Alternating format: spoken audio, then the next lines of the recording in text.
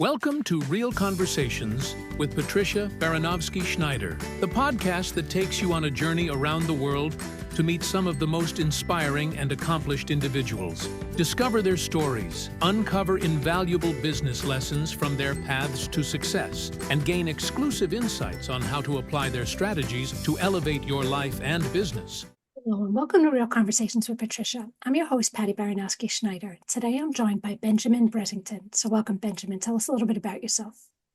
Hey, yeah, my name's Ben, and I specialize in helping companies automate their boring stuff. And as an example of that, I'm literally scaling an e-commerce business from zero right now to hitting $500,000 in sales this year. So we're already on track to make that progress. And it's like, how do we help companies strategize? Like, how do you apply AI? How do you apply automation? Which parts of what people are doing right now, be it if you're a one-person shop to a 1,000-person team, like how can we offset some of our current workload to be more efficient? That's what we do. Well, that's very good. I mean, I'm sure you'll break it down into perfect English for us because it is very confusing. Some people love it, some people hate it, but there's so many different avenues and roads to take on it that I guess people get afraid and they just back away. But it, like you say, it's definitely helpful. 100%. So now, tell us, what were the key strategies and tools you used to scale a company from 250,000 to 100 million in just 4 months using automation?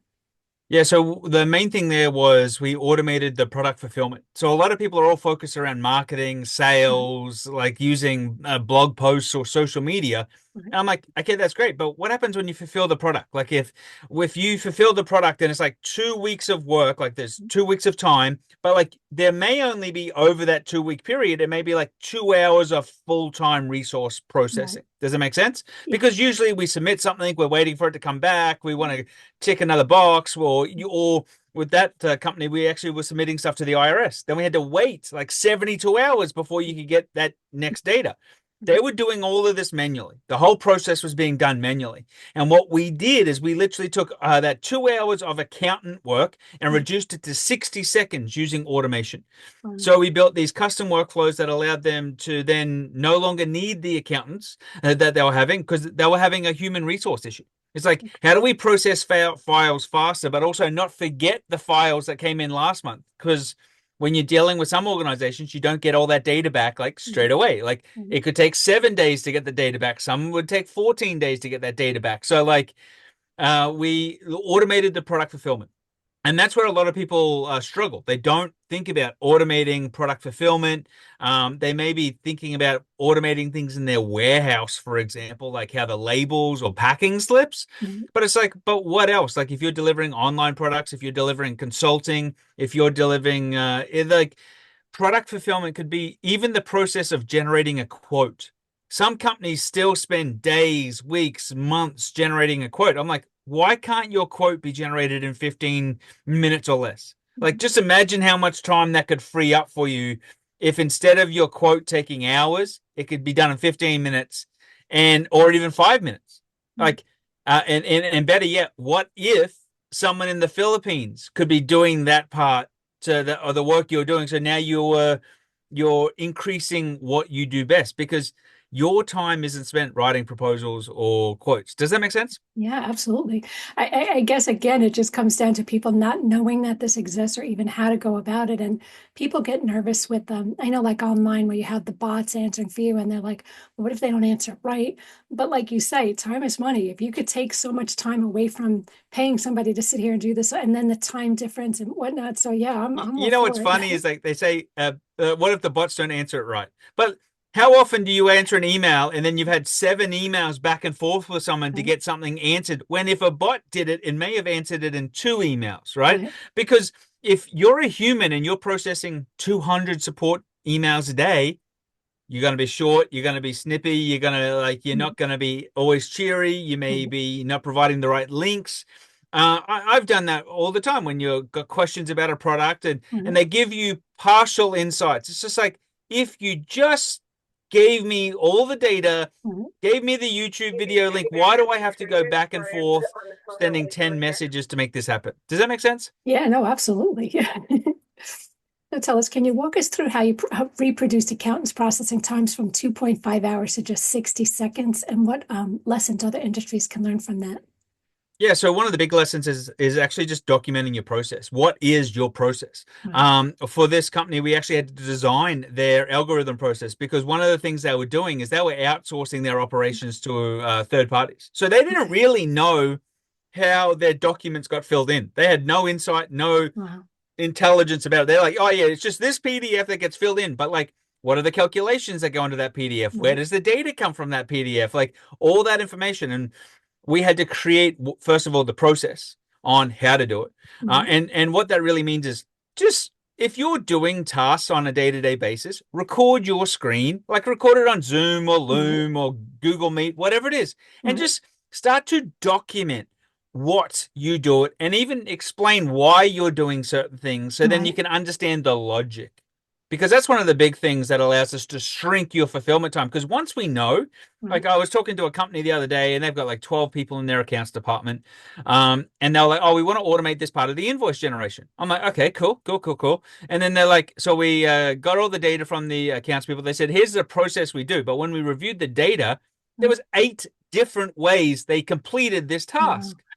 So it's like, okay, which way do you want the computer to do it? Because the computer will do it the same way every single time. Right. So it's just like, which method? And then they got in an argument of whose way was better. But the result is the same. Does Right. it really matter, like, if you go left, right to get to the finish line, or Right. you want to go right, left? Does it really matter? And then, like, that was an interesting experience is that most people don't know exactly what they do.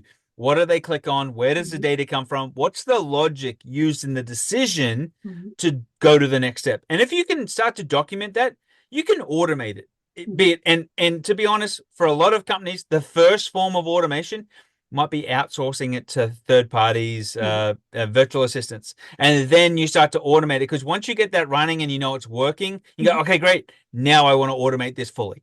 Right.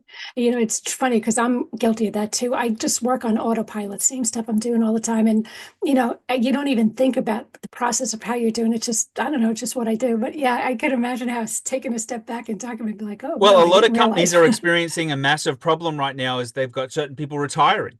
Yeah. So they're literally having years of process knowledge literally getting Right. expired because it's not documented. It Right. hasn't been trained. It's just like, well, this is how Patty's done it for the last Right. 20 years this way. Okay, who's on her Rolodex? Who's on Right. this? Like, what does she do when this happens? Like, Right. where does this piece of data go? Or there's 3 computer systems they got. Why are they Right. all out of sync? Like, Right. it's these little things that we usually take for granted when we've had people in a Right. business because people will just fill in the gaps. And I think the big problem in the industry today is like understanding that now the computer could fill in the gaps, Right. but it needs to know what gaps to fill in. So the Right. thing is this is where people get a little bit conflicting with the system because Right. it's kind of like, well, if the computer's now doing that, what do I do? Yeah. Well, yeah, I mean, it's true though. You can get hit by a truck tomorrow. Then what? So, people, there should be documentation of how this stuff gets done. Yeah, well, we had a 2-day snow out here. So the thing is what was funny about that is then all these companies have had teams of people who haven't been able to get in. So Right. now they're like, well, how does all this work get happen? And what they don't realize is they may have created a 1 week, 2 week, 3 week. Some companies have had maybe a 5-month delay just because of 2 days of Wow. inability to process data. Like Right. that, different projects at different scales, like time can blow out very quickly. Wow. Amazing. So tell us, how is AI transforming financial data analysis, and what are some actionable insights businesses can gain by leveraging the technology? Well, right now you can literally build AI agents, which is just automated workflows designed around any role. So you could load all of your financial data and you could have it optimize your Facebook ads automatically for you and suggest improvements. Wow. I've used it to reduce cost per lead or cost per sale. On Facebook ads from $50 to $30 in less than 2 weeks. I've used it to reduce ad costs from $50 to $12. So like the thing is like, using it to analyze data to see patterns that us humans don't see, or us humans would maybe require 20, 30 years in the business to actually do. So Mhm. there's many ways to leverage it to provide insights or actionable insights. And a lot of people don't do that yet. They're just using it for generate this social media Mhm. post. But it's just like, okay, upload, or you can tell it to analyze your last 10, 100 social media posts and show me which one's most effective and why. And then how do I create more content like that? Not just random. There's some cool stuff we do where we actually create personas around the content you want written. And the persona is a different personality type of each of your customers' buying journeys. So a customer of yours at a different phase of their buying approach. So now you're not just creating one piece of content, you might create 4 pieces of content or 10 pieces of content from totally different angles. There's another massive way to use it for content repurposing. So taking videos, podcasts, like a lot of people do webinars, but they do a webinar, then they forget about it. You can repurpose that into videos, articles, other podcast interviews. The technology is getting amazing. Wow. I didn't even know half of that. That is amazing. So now how can businesses ensure that AI and automation enhance customer relationships rather than replacing the human touch? So it's I am a big believer in that the AI automation needs to be a baseline that you layer human in touch and engagement around. It's not a replacement for the human. Some elements may be more efficient, but you know what? That call on somebody's birthday, somebody's anniversary, hey, you just placed your first order. Like, hey, how you doing? Did the product show up okay? Like those little things is what the human should be doing, but we fail to be consistent at it. And this is where you need to be thinking, how can I leverage automation to be more consistent with what I'm doing? Definitely all amazing stuff. Now, I mean, what are some of the most effective ways small businesses can adopt AI tools without overwhelming their teams or budgets? Yeah, so I like simple tools like n8n.io, Zapier, or make.com. You can get started with a lot of these tools for free. Just start automating something that you do on a daily basis, be it replying to a certain email, running a certain report, processing some data, and just stack it. Like I always say, it's better to get an automation live today and improve it tomorrow rather than trying to have that perfect process that you want to have when considering that the process you've been doing for the last 10 years ain't perfect. So it's just like, I say, let's ship it quickly and improve it. And that way you can get results quickly and create small wins. So like, just start small. A lot of people go, how do I automate my assistant? Well, what does your assistant even do? Like, how about we just automate your calendar booking? Like, do you have calendar scheduling software? It's amazing how many people don't even have that. People don't realize how much stuff, like even with social media posts. I mean, there's so many, like they don't realize that you've been doing it all along. A lot of people, like there's social media platforms that I just plug stuff in for the month in advance. I don't sit here every single day. And it's like, it's kind of like when you think back on like even washing machine, like how much stuff has already been automated from us sitting here physically. It's like, it's been a process. It's just happening faster now. 100% right. And like I always ask people, do you know the first job that was actually automated with AI and automation and technology over the last few years? And most people are like, I don't know. Security guards was the first role that was actually automated, and like people never thought about it. So if you've ever seen a security guard walking around a shopping mall or a retail complex, they're usually walking around and they tap a key fog on a sensor. So it tracks that they were in this spot at this time. So it tracks the loops they walk. They improve cameras with AI and human detection and things like this because security guards were sleeping on the job.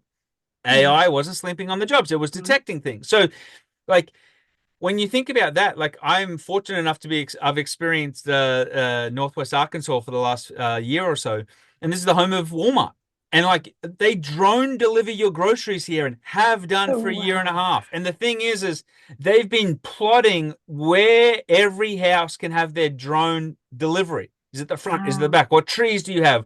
Well, how's it change with the seasonality and the snow? Like, so like the future of what's being automated, like it's totally out there. But a lot of companies get overwhelmed and think they've got to do something crazy for an automation. I'm like, no, don't even bother starting there. Like start with the simplest, the boring, the most tedious tasks. Get back 15 minutes. Like if you could just get back 15 minutes of time, what does that make possible? You could maybe have a coffee break. You could maybe have lunch today. That's amazing. Yeah, people don't realize that's amazing.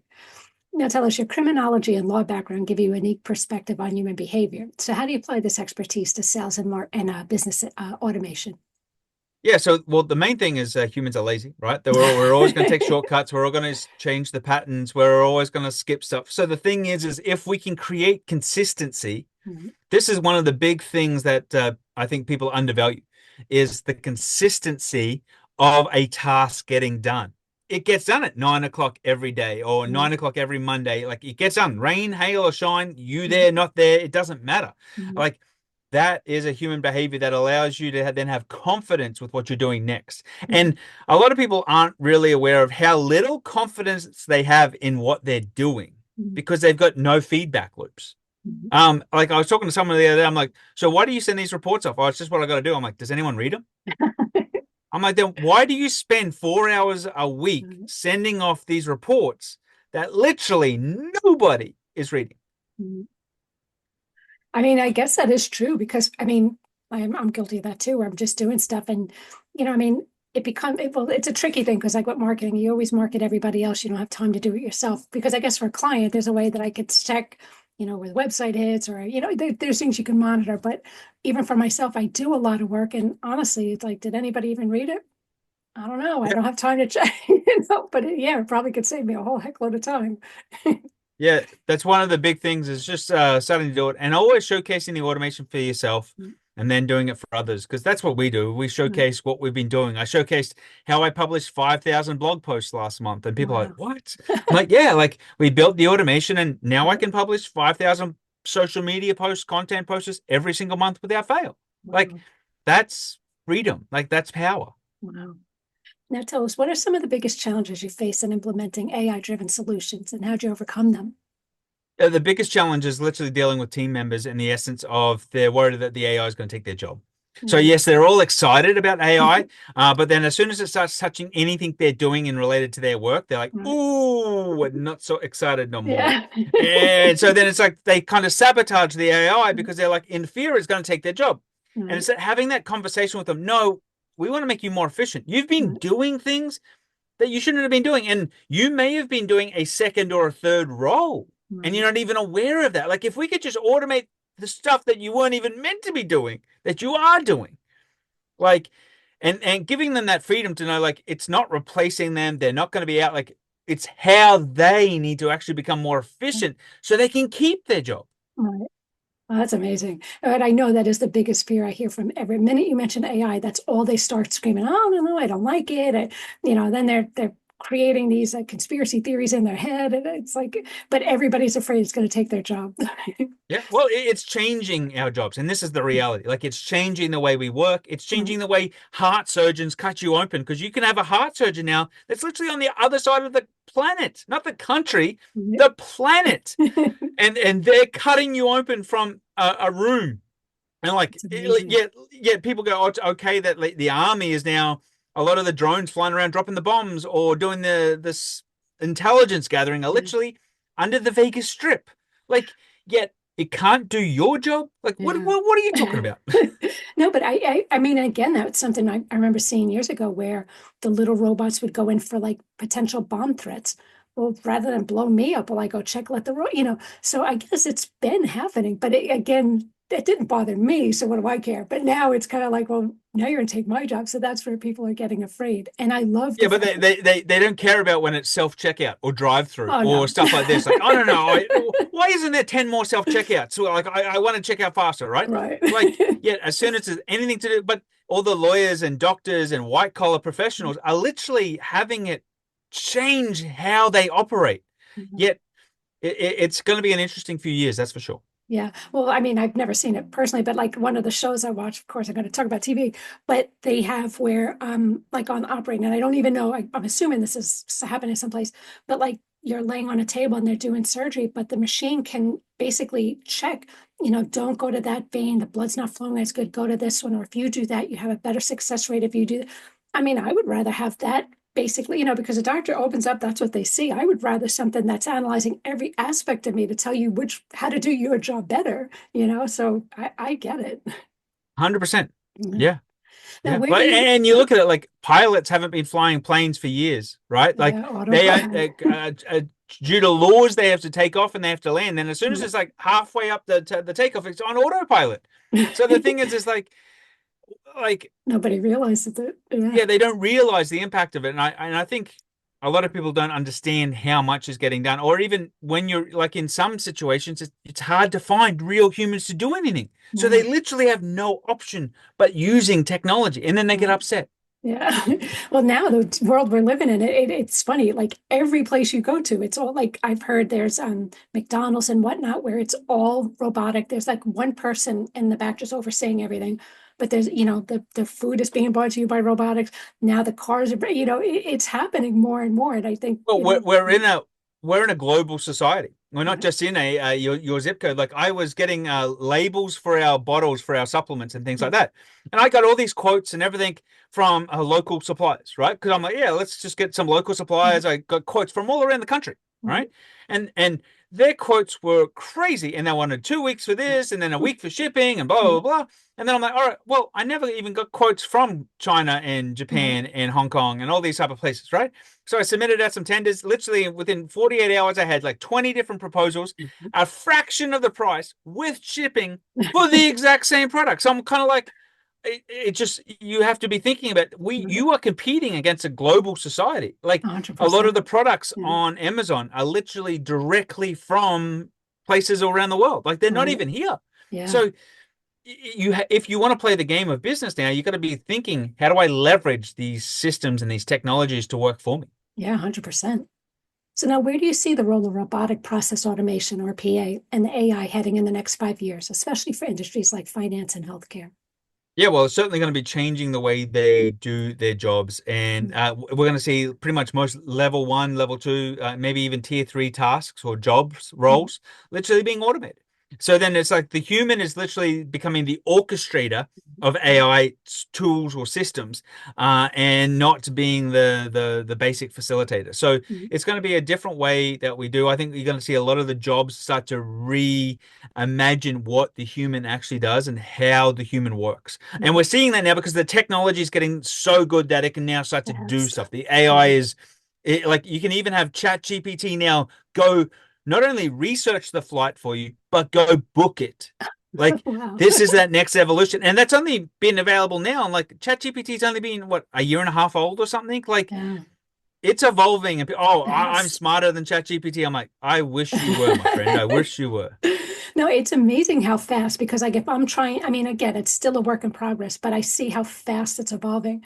But if I want to research something, it could take me an entire day to research all this, or I can get it in 10 seconds of ChatGPT. And it's kind of like, Oh yeah.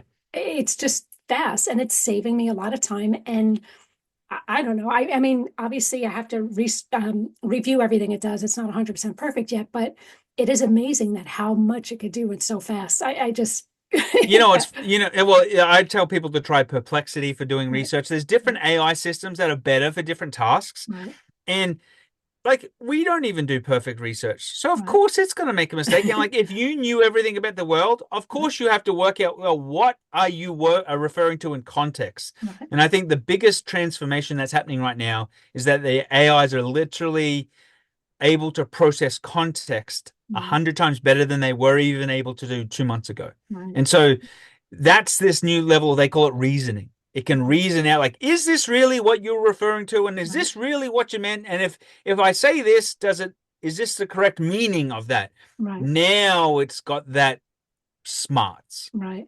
And it learns from you, which I think is amazing. Like I remember I would say something with like a social media post. I'm like, can you just give me hashtags? And it would always give me them in a line. And I'd go back and say, can you put it in one line separated by a comma? And after like the first 4 or 5 times does it just automatically knows what I want.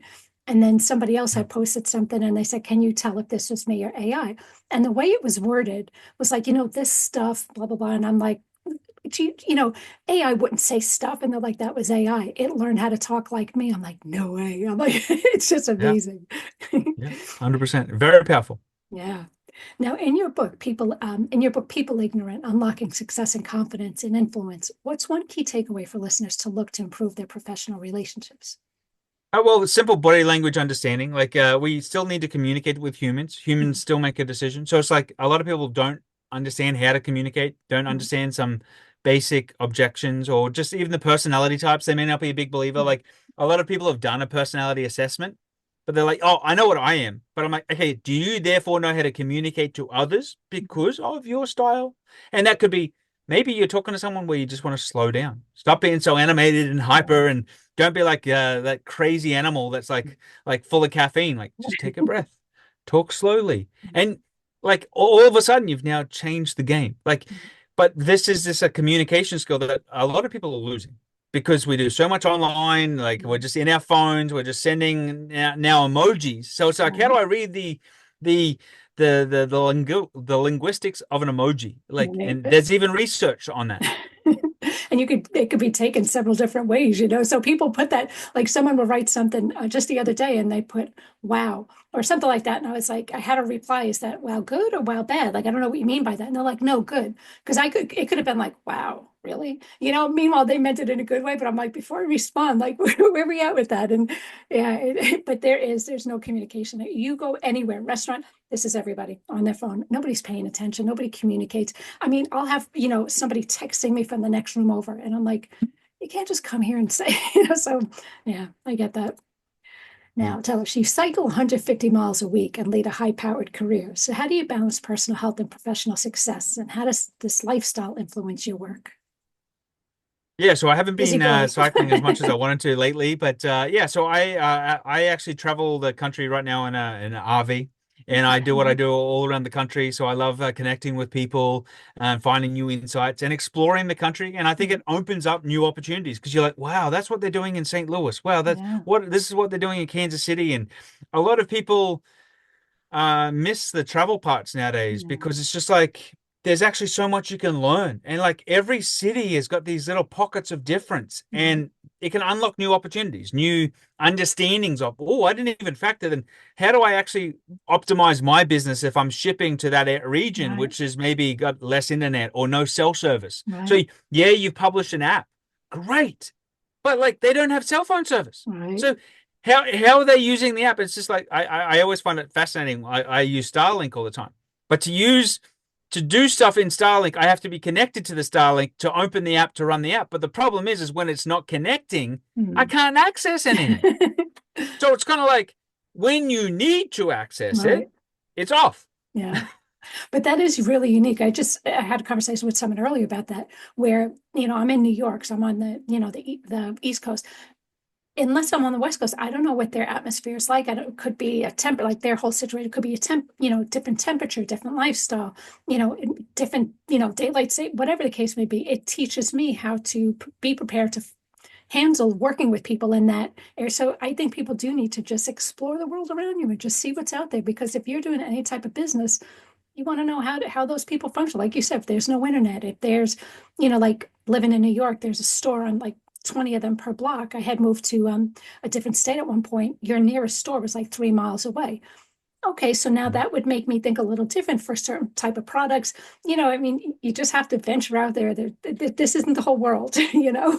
I know for like even on the new labels we just designed for our bottles. Yeah, we put the QR code, but I also put a URL that people can type in because some people don't like the QRO code, Right, QRLs. Sorry, yeah, the QR codes. right, And then other people, it's just like, okay, great, but they want the instructions in the mailer when we mail the product out. So we've right, printed out now like a newsletter that kind of goes with right, the product. So it's kind of like you have to understand, oh yeah, I could save that 20 cents right, on product fulfillment, but like I'm capturing a segment of the market right. who values it. And if I don't include it, they get upset. So Yeah, then it's just like, I would rather invest that in that quality relationship of right, here, I will give you all the channels you want to then be able to connect to us. But right, you now have a choice of how you want to connect with right. us. No, it's true because I know, like even with some of the restaurants now, I mean, aside from the waiter bringing you, or this whatever bringing you your drink, everything is the computer on the table. And then I think of like going with my mom. You know, she's got an old phone, and she's kind of like, well, how do I know how to do? You know, so you're not accommodating everybody. You're accommodating just the younger crowd.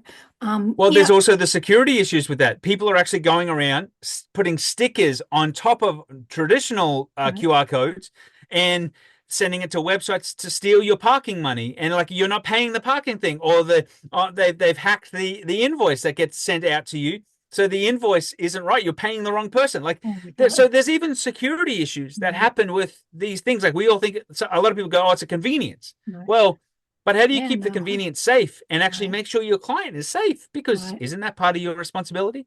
Yeah.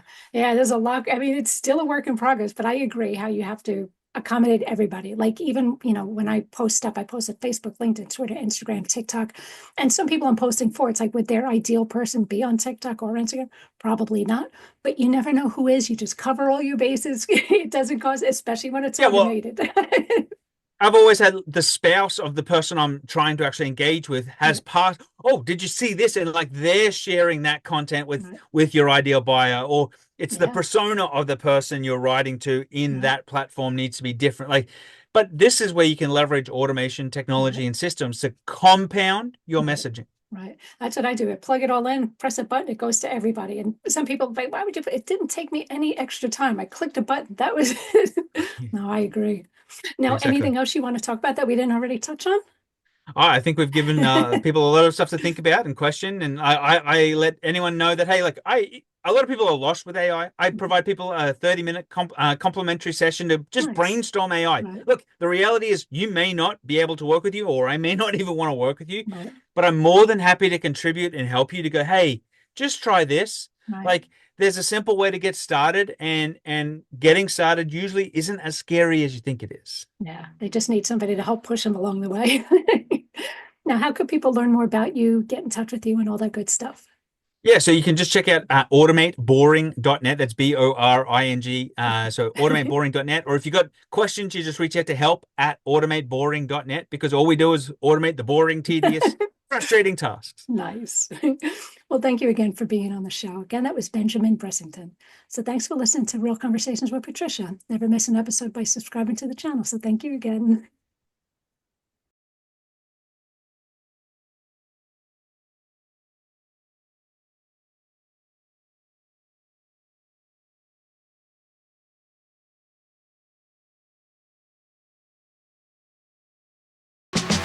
Thank you for listening to Real Conversations with Patricia, talking with some of the most brilliant minds on their journey to success and their recommended strategies. Please leave your feedback and visit pristineadvisors.com to get the latest and greatest business advisement on the planet. Feel free to let me know your thoughts, suggestions, and anything else you'd like me to cover. Together, we can make success happen for all.